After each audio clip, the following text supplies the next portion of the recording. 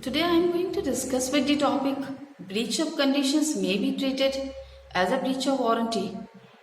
In my last video, I have already discussed the distinctions between the breach of conditions and breach of warranty. Under one heading, we said the comparisons or the distinction on the point of as to treatment. So there we have discussed that breach of conditions may be treated as a breach of warranty, but breach of warranty may not be treated as a breach of conditions. That we have discussed under the heading called as to treatment. So this we are going to answer today. So we say that there are certain cases out there or circumstances or the situation may arise where we can say that breach of conditions may be treated as a breach of warranty. So that I am going to discuss, and it is laid down under section 13 of the Sale of Goods Act 1930, where it is said that the breach of condition may be or is to be treated as a breach of warranty, as a consequence of which the buyer loses his right to rescind the contract and has to be content with a claim for damages only. So as per section 13, the buyer has a right or remedy under Sale of Goods Act to claim for damages only, but he cannot go for rescinding or cancelling the contract. This is remedy he's having because the breach of condition is to be treated as a breach of warranty. That is the provision is laid down under section 13. And now they said cases. Which are the cases? So I'm going to discuss the cases are, so those cases are, first case we are discussing. The first point of cases are the voluntary waiver by buyer. Voluntary waiver by buyer, that means two words is important here. It is voluntary. And second is the waiver. Waiver means given up the right. So the buyer will given up his right, and that is given voluntarily. So what is this cases the where buyer can voluntarily given up his right? So we are going to explain this point.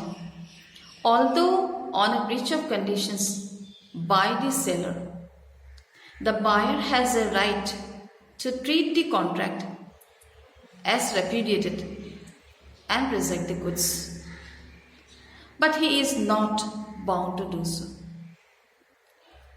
So it says although, what is used? Although on a breach of conditions.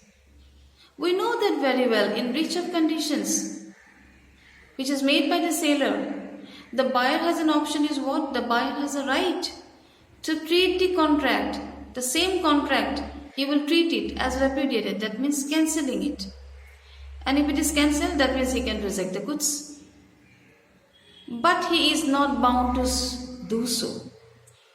So in these cases or in these circumstances, he is not bound to do so. Why? We will see it. Why he is not bound to do so?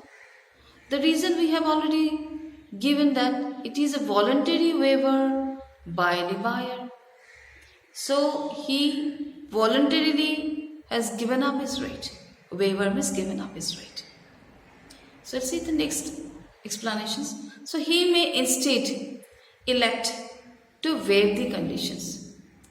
So instead he may elect, he choose to waive the conditions. That means he will given up his condition, that means breach of condition is given up, and that is to treat the breach of condition as a breach of warranty and accept the goods and sue the seller, and he will accept the goods and sue. He will file a case against the seller for damages for breach of warranty.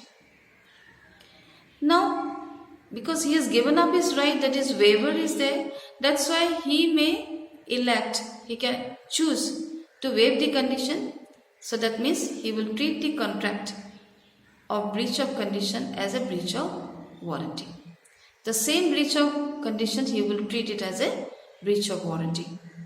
If it is breach of warranty, that means he has to accept the goods. He will accept it, not to reject the goods. And he will file a case against seller for damages, because for a breach of warranty he will claim compensation. Now, one illustration we will see it on this point. A agrees to supply B 10 bags of rice of good quality one, which costed around 850 per bags, but B has paid 850 per bags, but A has supplied only second quality goods, that is a rice, second quality one, subsidiary one, the price of which is rupees 700 per bags. So there is a breach of condition, and the buyer can reject the goods. So because condition, that means breach of condition is there. So condition we have discussed in my last video. We discussed that breach of condition, how to be treated. So condition means what? It is a stipulation which is essential to the main purpose of the contract. Now that term or stipulation is breach, making a breaking of these terms and stipulations. Then what is remedy we have? Then we can reject the goods. That means we can cancel the contract and we can reject the goods. So rejection is allowed because it is a breach of condition. But if the buyer, on the same example, other way we see, but if the option is there, he is electing to,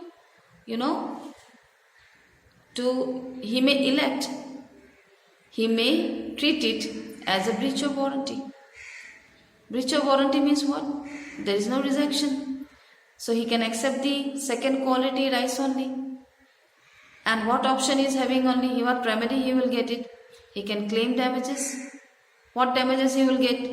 He has ordered for 850 per bags, but they have sent it for a 700 rupees per bags. So how much he can claim damages? 150 per bags he can claim.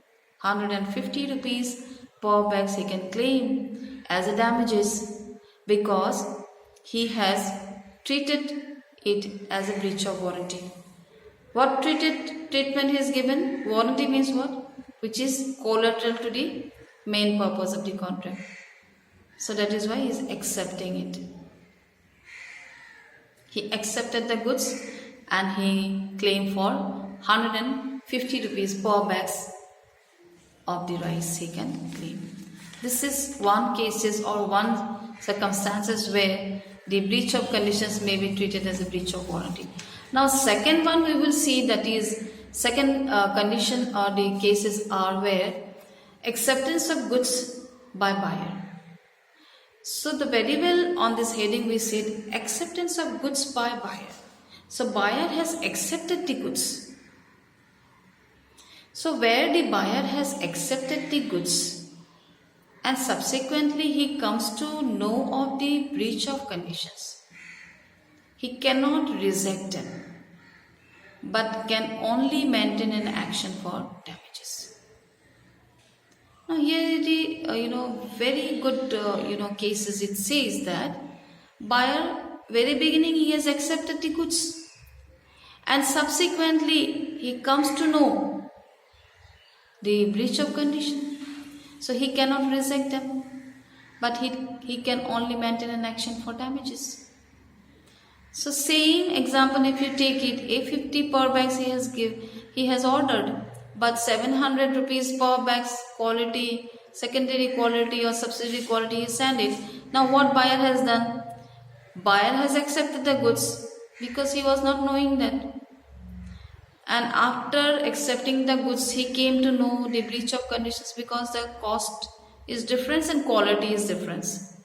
That is why what options he can have?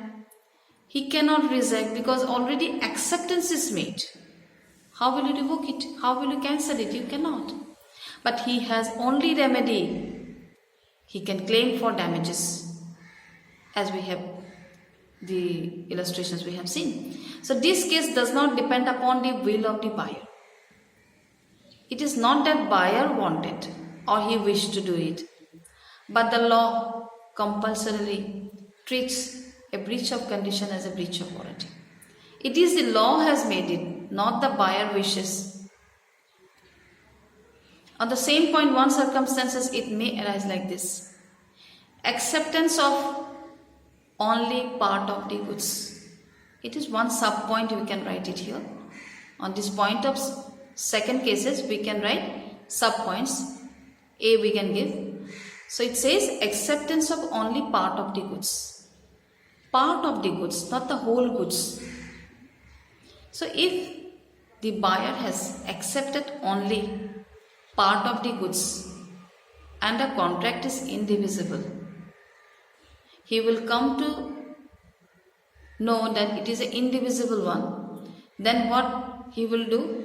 He will have to treat the breach of condition as a breach of warranty and accept the remaining part also.